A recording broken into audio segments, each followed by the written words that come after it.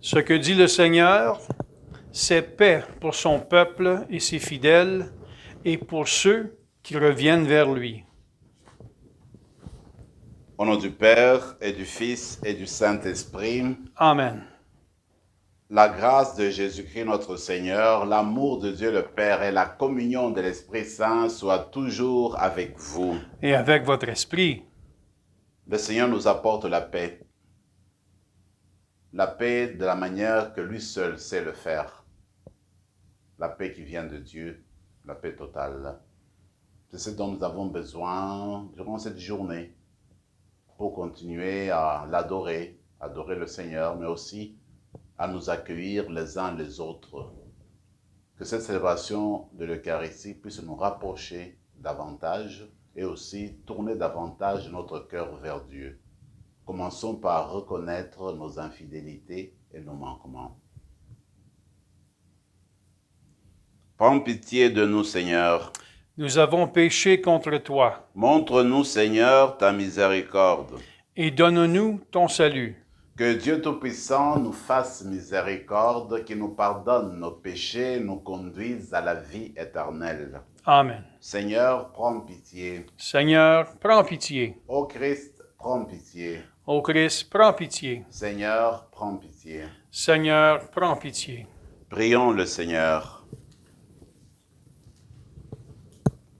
Ranime, nous t'en prions, Seigneur, la volonté de tes fidèles, afin que, plus ardents à rechercher le fruit de l'action divine, ils obtiennent de ta bonté de plus puissants secours. Par Jésus, ton Fils, notre Seigneur, qui vit et règne avec toi dans l'unité du Saint-Esprit, Dieu, pour les siècles des siècles. Amen.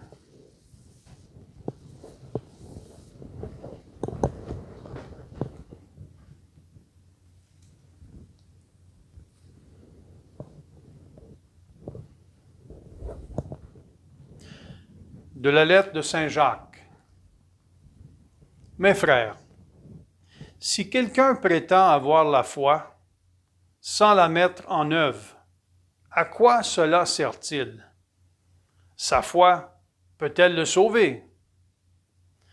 Supposons qu'un frère ou une sœur n'ait pas de quoi s'habiller, ni de quoi manger tous les jours.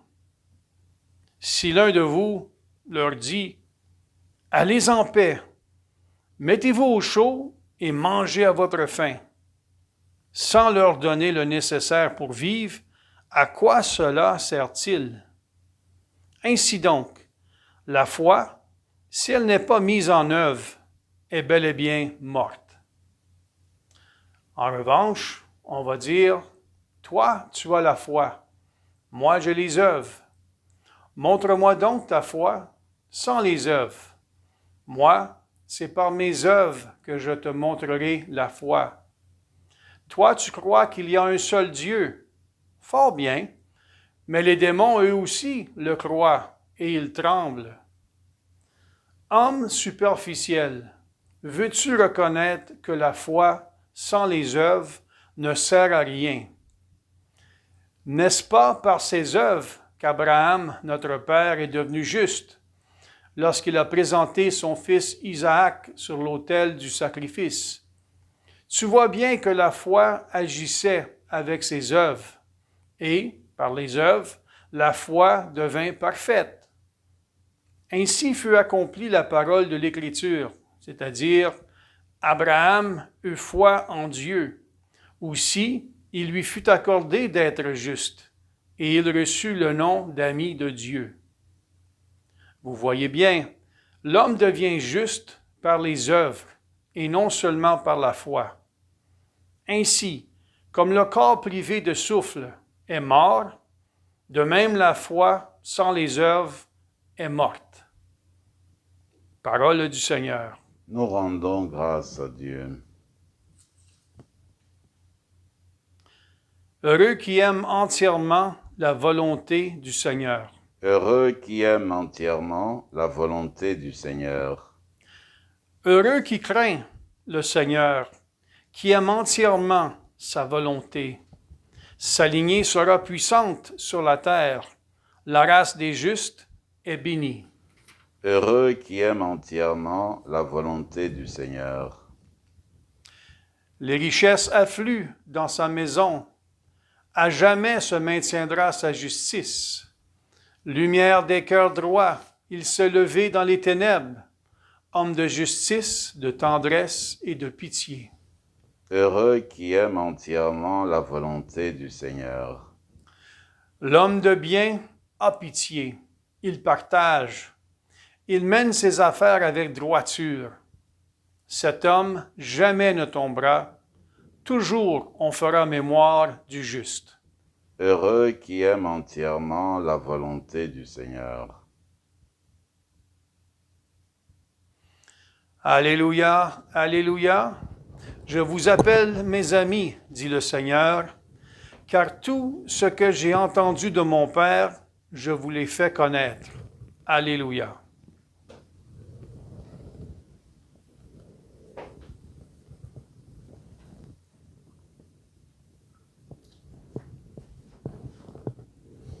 Le Seigneur soit avec vous. Et avec votre esprit. Évangile de Jésus-Christ selon saint Marc. Gloire à toi, Seigneur. En ce temps-là, appelant la foule avec ses disciples, Jésus leur dit, « Si quelqu'un veut marcher à ma suite, qu'il renonce à lui-même, qu'il prenne sa croix et qu'il me suive. Car celui qui veut sauver sa vie la perdra, mais celui qui perdra sa vie à cause de moi et de l'Évangile la sauvera. Quel avantage en effet un homme a-t-il à gagner le monde entier si c'est au prix de sa vie? Que pourrait-il donner en échange de sa vie?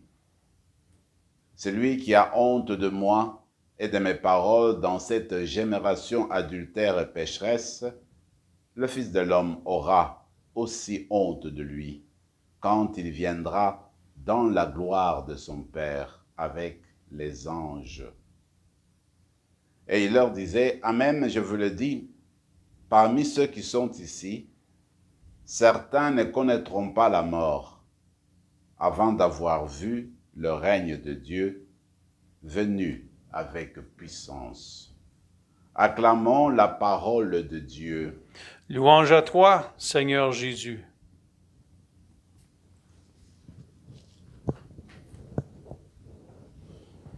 À ce moment-ci, nous l'avons sans doute remarqué, les extraits que nous avons lus jusqu'ici de l'épître de Jacques ont un caractère pratico-pratique, qu'on peut dire.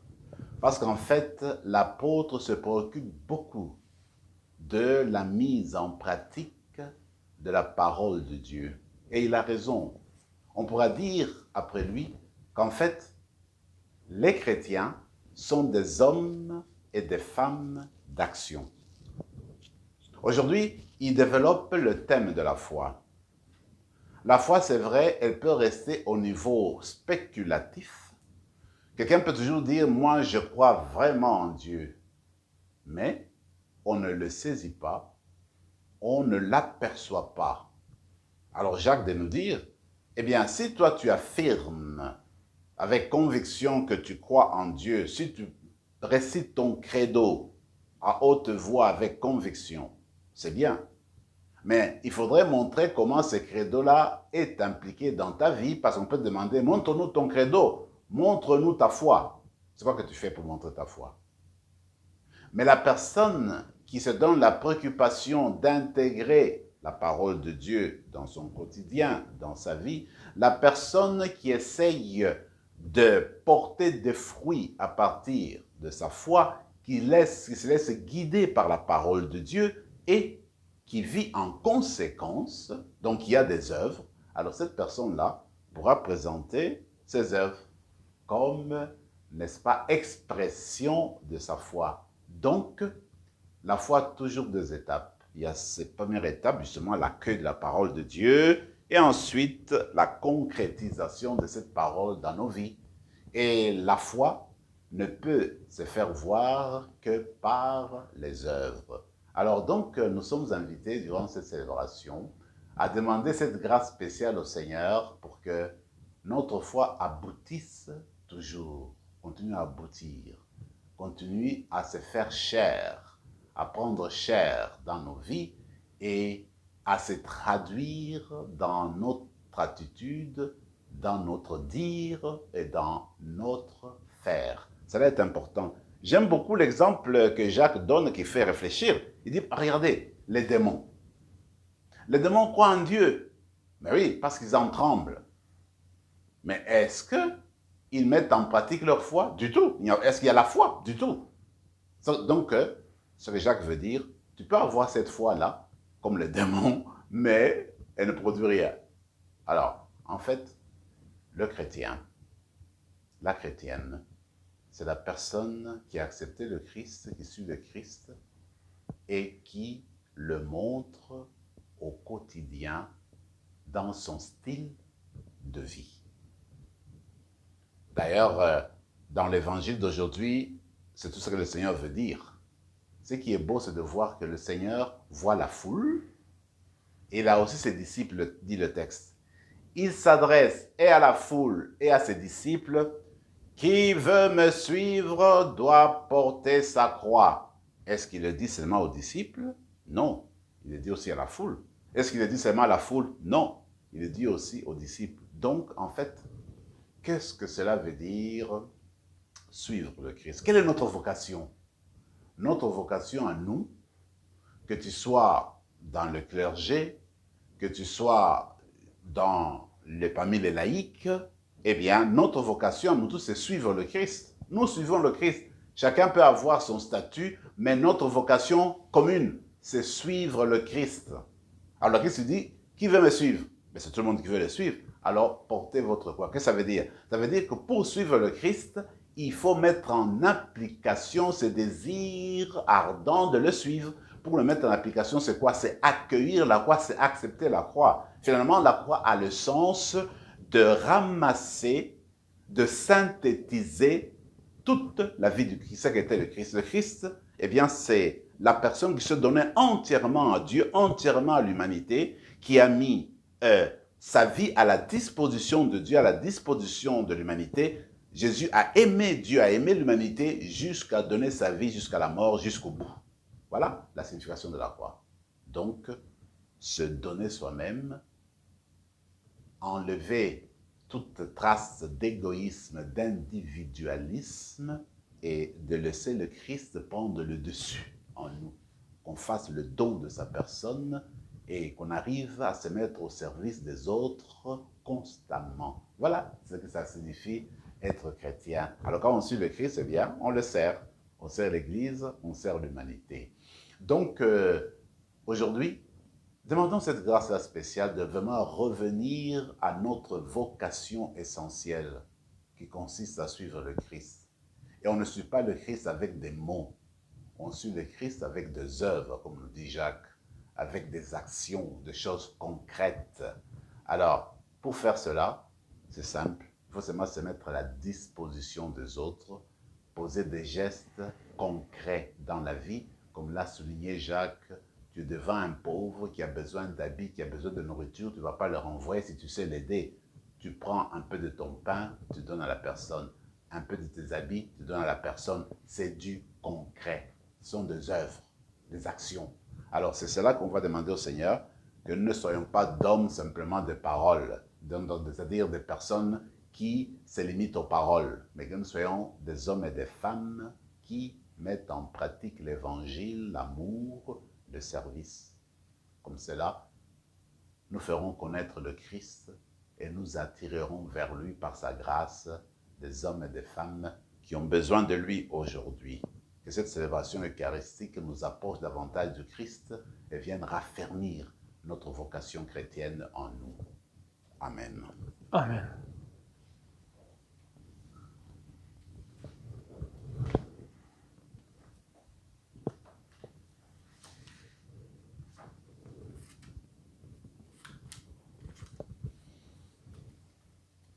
Tu es béni, Seigneur, Dieu de l'univers.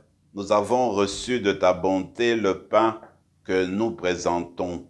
fruit de la terre et du travail des hommes et des femmes, il deviendra pour nous le pain de la vie. Béni soit Dieu, maintenant et toujours.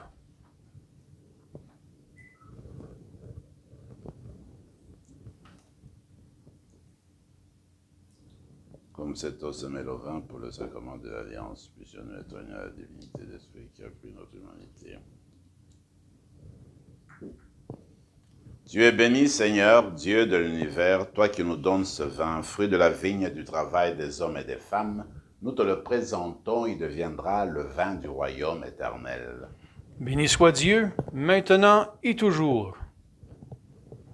Nous pauvres, nous te supplions, Seigneur, accueille-nous, que notre sacrifice en ce jour trouve grâce devant toi. Pardonne-nous de nos fautes, Seigneur, purifie-nous de nos péchés.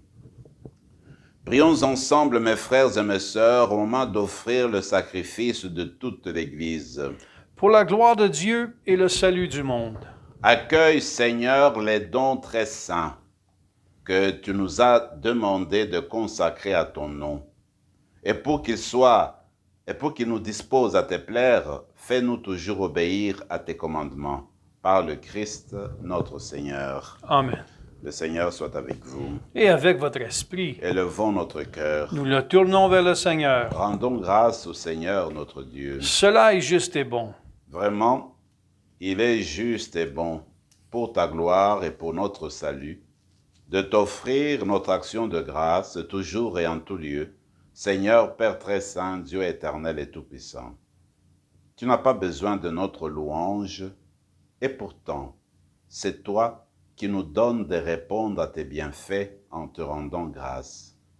Nos chants n'ajoutent rien à ce que tu es, mais nous font progresser vers le salut par le Christ notre Seigneur. C'est pourquoi, unissant nos voix à celles des anges, nous te louons dans la joie en proclamant. Saint, Saint, Saint, le Seigneur, Dieu de l'univers, le ciel et la terre sont remplis de ta gloire. Hosanna au plus haut des cieux. Béni soit celui qui vient au nom du Seigneur. Hosanna au plus haut des cieux. Toi qui es vraiment saint, toi qui es la source de toute sainteté, Seigneur, nous te prions, sanctifie ces offrandes en répandant sur elles ton esprit, qu'elles deviennent pour nous le corps et le sang de Jésus le Christ notre Seigneur. Au moment d'être livré et d'entrer librement dans sa passion, il prit le pain, il rendit grâce, il le rompit et le donna à ses disciples en disant « Prenez et mangez-en tous, ceci est mon corps livré pour vous. »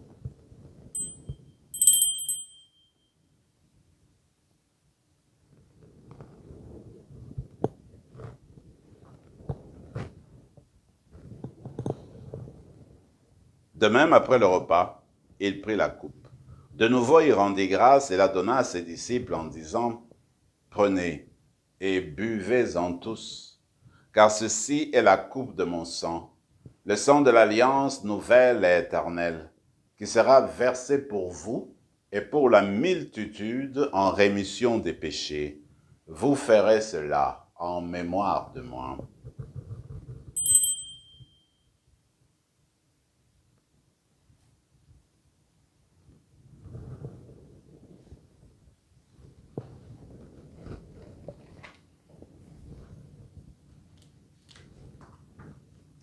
Acclamons le mystère de la foi. Quand nous mangeons ce pain et buvons à cette coupe, nous annonçons ta mort, Seigneur ressuscité, et nous attendons que tu viennes. En faisant ainsi mémoire de la mort et de la résurrection de ton Fils, nous t'offrons, Seigneur, le pain de la vie et la coupe du salut. Et nous te rendons grâce, car tu nous as estimés dignes de nous tenir devant toi pour te servir.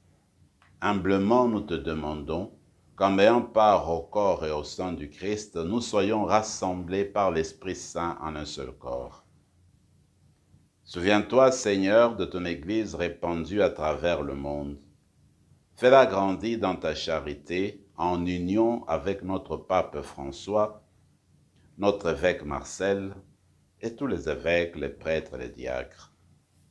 Souviens-toi aussi de nos frères et sœurs qui se sont endormis dans l'espérance de la résurrection, et souviens-toi, dans ta miséricorde, de tous les défunts. Accueille-les dans la lumière de ton visage. Sur nous tous, enfin, nous implorons ta bonté. Permets qu'avec la Vierge Marie, la bienheureuse Mère de Dieu, avec Saint Joseph son époux, les apôtres, Saint Rémy, et tous les saints qui ont fait ta joie au long des âges, nous ayons part à la vie éternelle, et que nous chantions ta louange et ta gloire par ton Fils Jésus le Christ.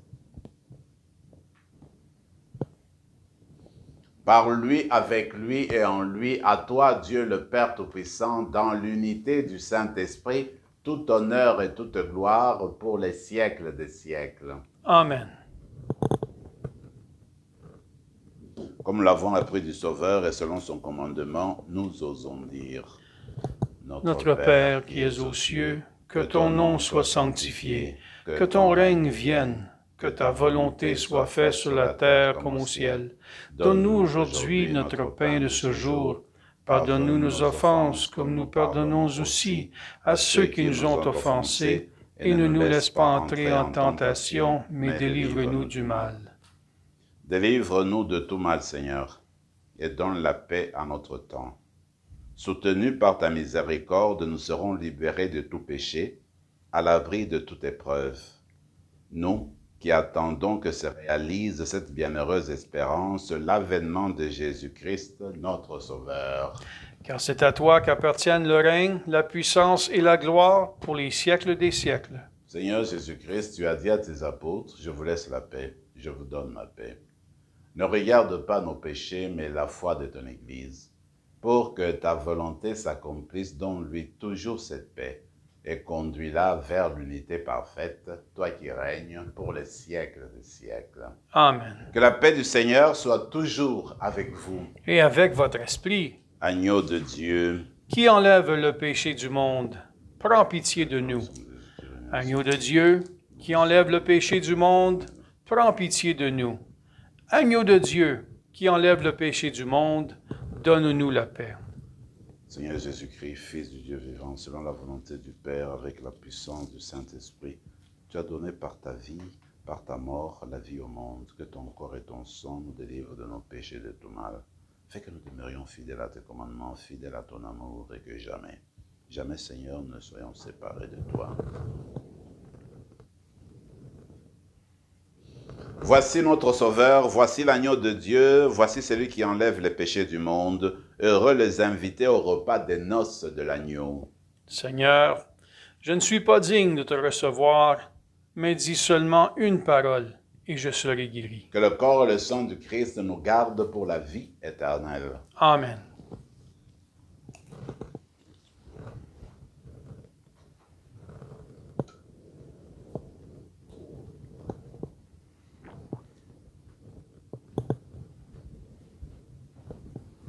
Corps du Christ. Amen.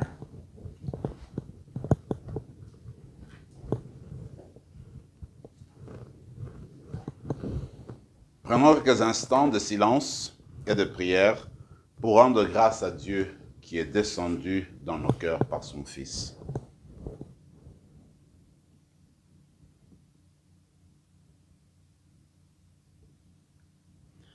Je suis avec vous tous les jours, jusqu'à la fin du monde, dit le Seigneur. Prions encore le Seigneur. Nous t'en supplions, Dieu Tout-Puissant, ne permets pas que soient jamais séparés de toi ceux et celles qui ont la joie de participer à ta vie divine par le Christ notre Seigneur. Le Seigneur soit avec vous. Et avec votre esprit. Et que Dieu Tout-Puissant vous bénisse, le Père, le Fils et le Saint-Esprit. Amen. Allez dans la paix du Christ. Nous rendons grâce à Dieu.